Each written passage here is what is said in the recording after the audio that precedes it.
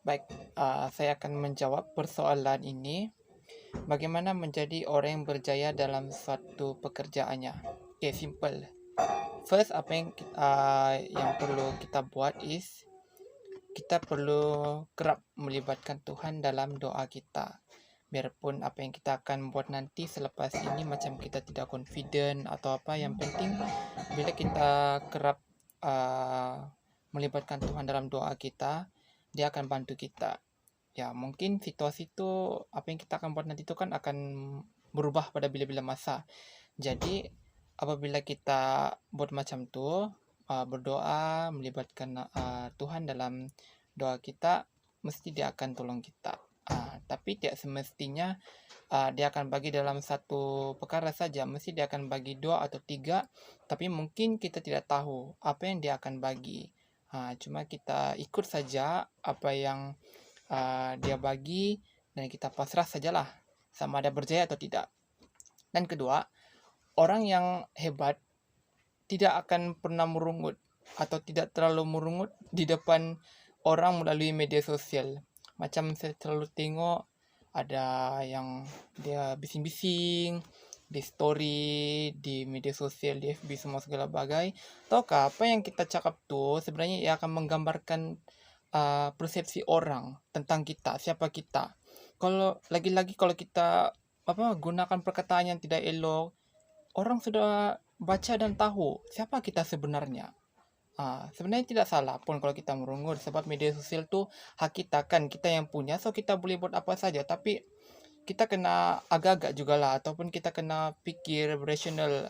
Sebenarnya apa yang kita akan buat tu, setiap apa yang kita buat tu, ia akan membagi efek dan persepsi daripada orang.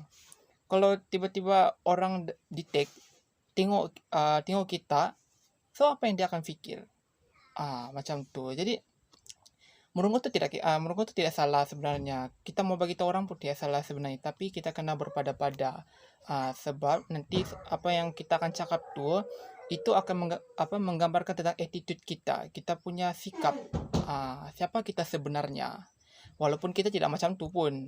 Tapi orang sudah tengok, orang sudah dengar, orang sudah apa-apa macam pun. Orang sudah tahu siapa kita. So ini kena elakkan lah. Dan kita kena buat sehabis baik terhadap apa yang kita maukan. Kalau kita asyik berdoa, doa, tapi dari sendiri kita pun tidak boleh buat, so macam tidak boleh juga kan. Kita mesti juga kena buat yang terbaik.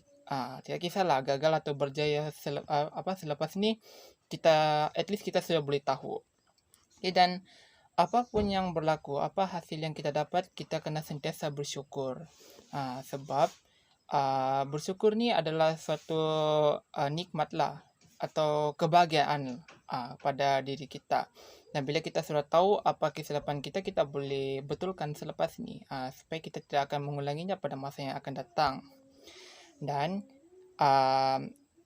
kena pasrah juga, apa hasil sekalipun. Kalau berjaya dalam apa yang kita dapat dalam suatu pekerjaan tu, kita kena teruskan usaha kita, kekalkan momentum. Dan kalau sebaliknya, kita kena cuba lagi lah pada masa akan datang. Jangan give up. Bukan satu kali saja yang akan datang. Akan datang 2-3 kali, tapi kita tidak tahu. Tapi kita kena rajin lah untuk mencari, supaya kita boleh dapat kejar dan mencapai standing dengan orang lain.